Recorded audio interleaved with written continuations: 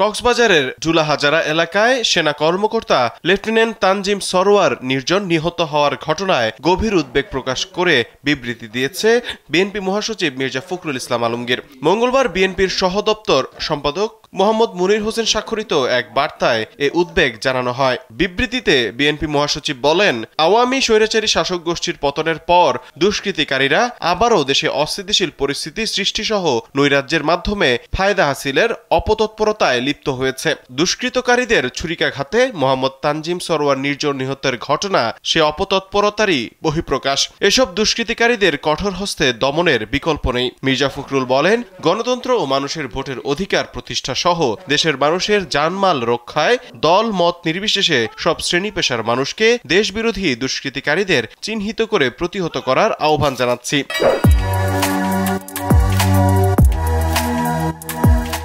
BNP মহাসচিব বিবৃতিতে মোহাম্মদ তানজিম সরোয়ার নির্জনকে হত্যাকারী দুষ্কৃতিকারীদের অবিলম্বে গ্রেফতার ও দৃষ্টান্তমূলক শাস্তির জোর আহ্বান জানান এবং শোকার্ত পরিবার পরিজনদের প্রতি গভীর সমবেদনা জানান। এর আগে সোমবার রাত ৩টার দিকে জুলাহাজারা ইউনিয়নের পূর্ব মাইজপাড়া গ্রামে এ হামলার ঘটনা ঘটে। মঙ্গলবার সকালে আন্তঃবাহিনী জনসংযোগ পরিদপ্তরের এক সংবাদ বিজ্ঞপ্তিতে এ তথ্য জানায়।